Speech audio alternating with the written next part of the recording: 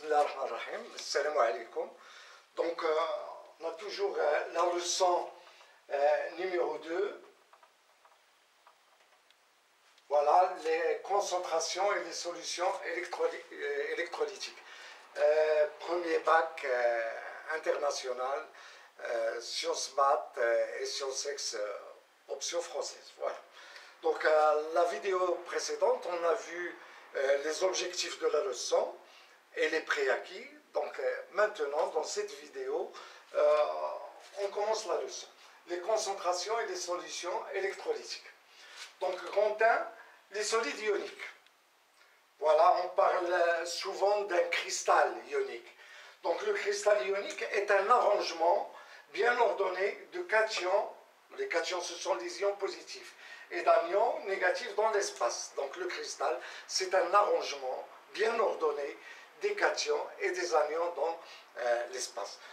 Voilà comme exemple le chlorure de sodium. Le chlorure de sodium, NaCl.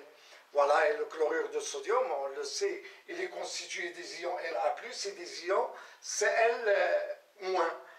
Voilà, donc le chlorure de sodium qui est constitué de Na+, et des ions Cl-, qui sont bien arrangés dans l'espace, d'une façon ordonnée.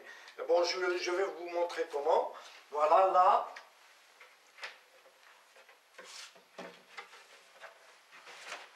J'ai une maille, c'est un cube. Voilà, c'est un cube dans lequel sont arrangés les ions Na+, que j'ai représentés en bleu, et les ions Cl- représentés en vert. Voilà, on voit que les ions Na+ occupent les sommets du cube et les centres des faces. Voilà. Et les ions Cl- occupent les milieux des arêtes et le milieu du cube. Et cette maille se répète dans les 3 dimensions de l'espace pour donner le cristal du chlorure de sodium. Donc on voit bien que les ions Na+ et les ions Cl- sont bien arrangés dans l'espace pour donner le cristal de NaCl. Voilà.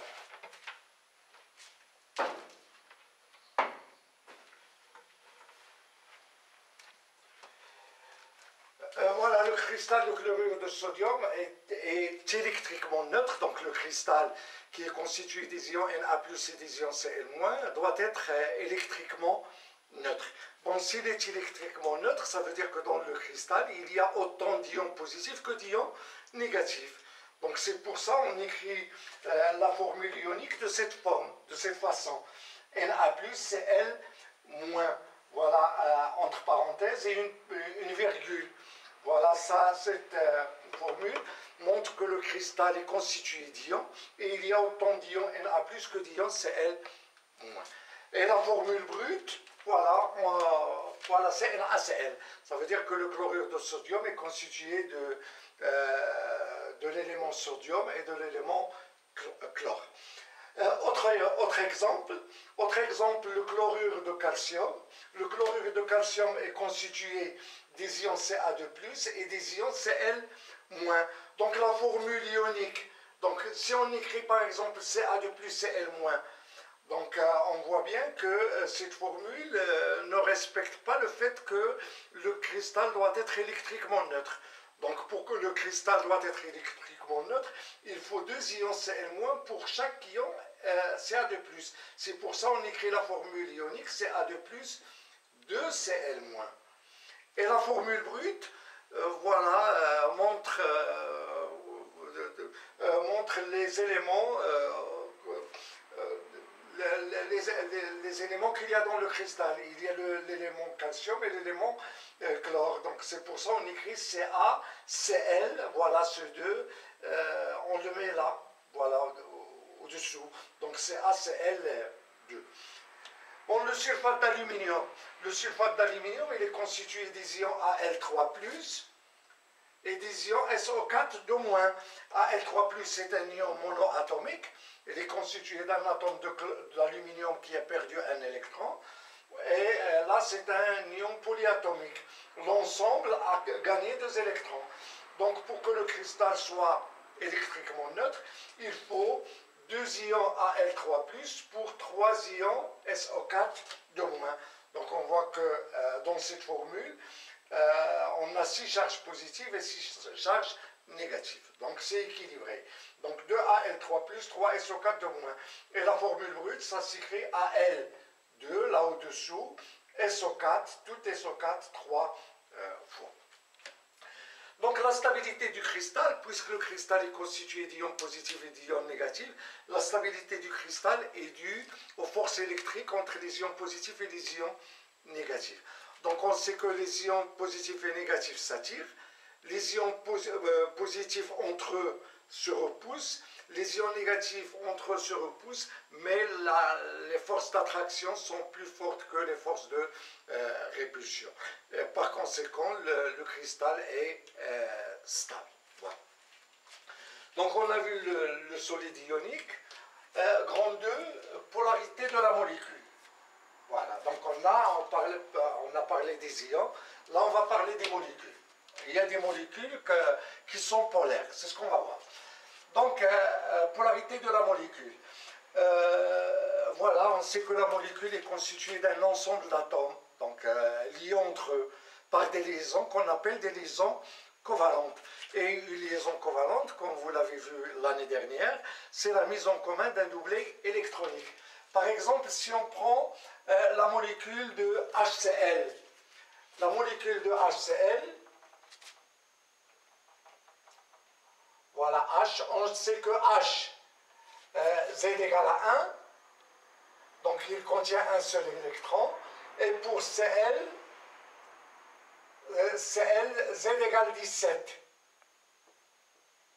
Ça veut dire que, voilà, la structure électronique s'écrit sous la forme K2, L, 8, M, ça a 2 et 8, 10, ça reste 7. Donc l'atome de chlore contient 7 électrons dans la couche périphérique. Et pour l'hydrogène, Z égale à 1. Donc l'hydrogène n'a qu'un seul électron.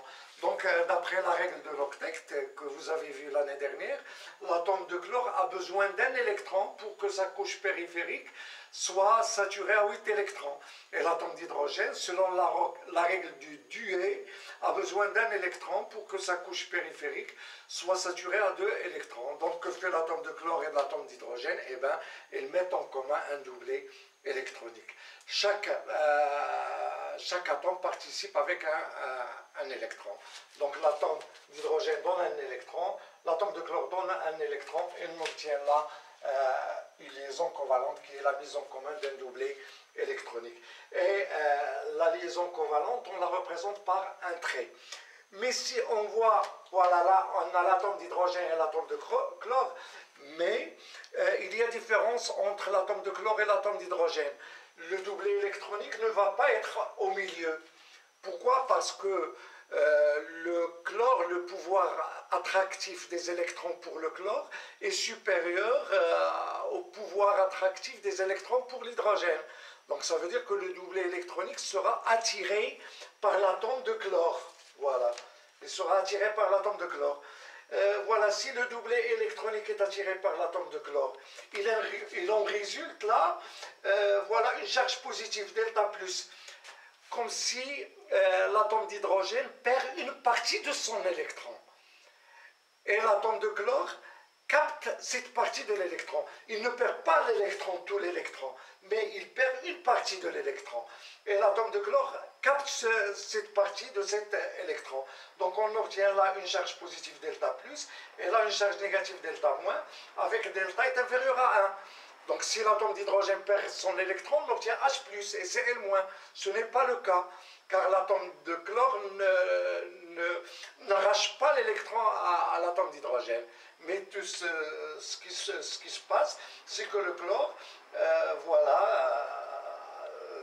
attire le doublet électronique vers lui, et l'atome d'hydrogène perd une partie de son électron, qui est capté par l'atome de chlore. On obtient là une charge positive et là une charge négative. بحال إلا عندنا جوج الناس مشاركين الغطاء، واحد جبد الغطاء كله، واحد بقى غير مغطي غير شي شويه. دونك فوالا واحد خدا une partie de la part ديال الغطاء الاخر والاخر il a perdu une partie. Voilà, c'est comme ça. Donc l'atome d'hydrogène a perdu une partie de son électron qui est capté par l'atome de chlore. Il en résulte là une charge positive delta plus et là une charge négative delta moins avec delta est inférieur à 1. Donc on dit que la liaison est polarisée et la molécule est polaire. Donc on a deux pôles, pôle plus et pôle moins. Autre exemple, voilà la molécule d'hydrogène. Donc on a voilà la liaison entre deux atomes d'hydrogène est une liaison covalente, la mise en commun d'un doublet électronique. Puisque les deux atomes d'hydrogène ont la même électronégativité, voilà, le doublet électronique est au milieu et la molécule n'est pas polaire. Donc la molécule d'hydrogène n'est pas polaire. Si on voit la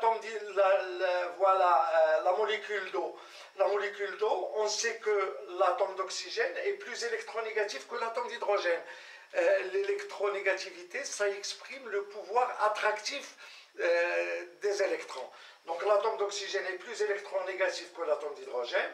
Donc le doublet, là on a une liaison covalente, là une liaison covalente.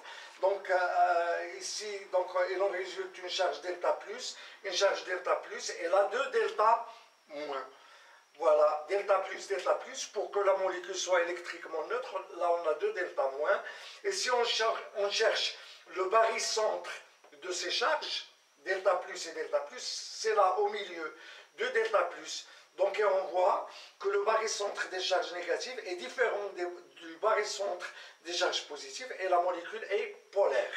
Voilà, la molécule est polaire, la molécule d'eau est polaire. Et ça est très intéressant pour comprendre la suite du cours. CO2, voilà, on sait que CO2 est constitué d'un atome de carbone et deux atomes d'oxygène. Voilà, là on a deux liaisons covalentes doubles. Voilà, une liaison covalente double et une liaison covalente double. L'atome d'oxygène est plus électronégatif que l'atome du chlore, donc il va attirer les doublets électroniques. De même, celui-là va attirer les doublets électroniques. Il en résulte là une charge delta moins et deux delta plus pour que la molécule soit électriquement neutre. Si on cherche le barycentre de ces deux charges négatives, on va trouver deux delta moins. Donc le barycentre des charges positives coïncide avec le barycentre des charges négatives et la molécule n'est pas polaire. Bon, je vais vous dire un mot sur l'électronégativité. Voilà, là vous avez le tableau de classification périodique des éléments. Plus qu'on se déplace de la gauche vers la droite, plus que l'électronégativité augmente. Ça veut dire que le fluor est plus électronégatif que l'oxygène est plus électronégatif que l'azote, qui est plus électronégatif que le carbone, et ainsi de suite. Donc plus qu'on se déplace de la gauche vers la droite, plus que l'électronégativité augmente. De même, plus qu'on se déplace du bas vers le haut, plus que l'électronégativité augmente. Donc c'est pour ça qu'on a dit que l'atome de chlore est plus électronégatif que l'atome d'hydrogène. L'atome d'oxygène est plus électronégatif que l'atome du chlore. Voilà. Ainsi se termine cette leçon. Et si vous aimez le contenu de cette vidéo, faire like, partager la vidéo et s'abonner à la chaîne.